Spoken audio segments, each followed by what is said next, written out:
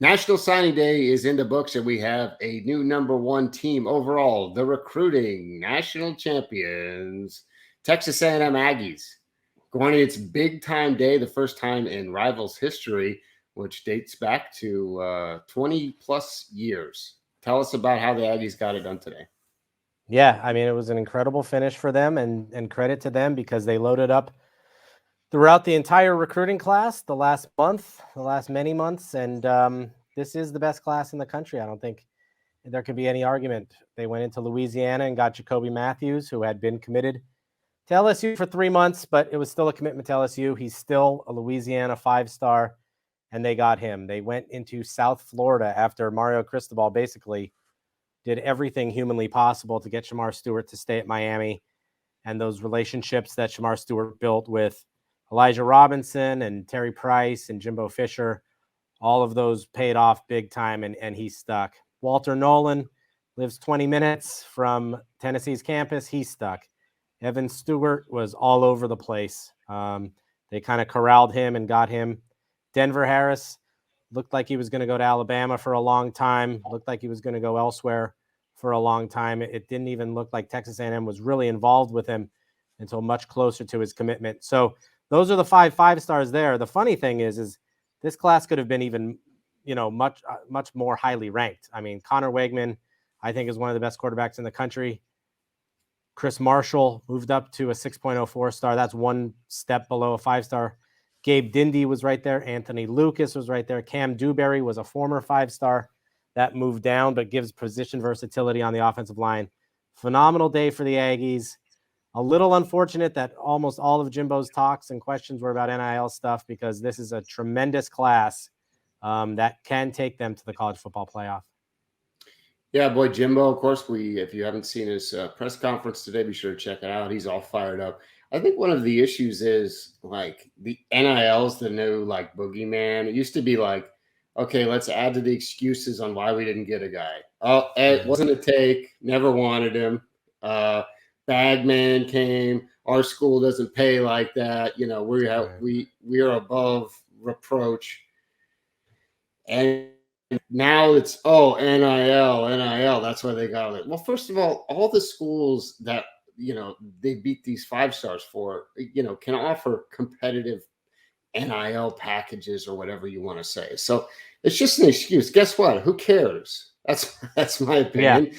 You want the goal is to get the kid to sign. If the kid signs and he's going to be there playing, then you win. It's a zero-sum game. So, I hate the moral police, and then you have a bunch of reporters at a press conference who don't necessarily know the rules, because none of us really know the rules. To be honest with you, it's such a gray area. The coaches are figuring it out. The players are figuring it out. The media is figuring it out. That I get why Jimbo's annoyed. I mean, I'm sure annoyed after watching, these broadcasts today where it's like, oh, we have to sit here and whine about the transfer portal and NIL for 8 hours. It's like, how about we talk about the kids that are committing? Yeah. And that's the thing. And that's was part of Jimbo's point, is that we're not even certain that there is this $30 million slush fund out there that is getting these guys, or if that has any effect, or if others couldn't have ponied up that money or delivered deals, or even if all of that is true, if that's at all even a bad thing. So those are still discussions to be had, and NIL to be figured out, and all of those things. I can tell you this. A lot of these kids wanted to play together. The relationships built are very important. And any NIL money that they get now is going to be peanuts for a lot of these guys in 3 years when they get to the NFL and sign those deals. So across the country, there are NIL deals being done. Good for them. I want those kids to be successful and make money. To sit there and complain about it, I think, is a little disingenuous for coaches that didn't get other kids. That's right. So take that. I guess that's it. Take that for data, as once famously said. I don't know. The bottom line is, from our perspective here at Rivals, they signed the best players. They signed the best class they've ever signed. That's what Jimbo was brought in to do. If you're a Texas A&M fan, you should be thrilled. And guess what? A lot of these guys are going to be expected to contribute right away. Does that mean they should win the national championship this year? Probably not. But you've got a couple other classes that came in ahead of them, which are also impressive. So Yeah, and that's the thing I was going to say. And until the way our rankings work, until Jacoby Matthews signed with A&M, Alabama was going to be the team recruiting champion again. And that just speaks to, and Georgia's third. And that just speaks to the absolute dominance at the top of the SEC in terms of, just how far along, at least Alabama and Georgia have been, where Texas A&M is heading. And, a lot of these kids that ended up at Texas A&M or Alabama or Georgia, LSU was involved with a whole lot of those guys too. So that's another team in the SEC that has just been very impressive and got Harold Perkins to come back home.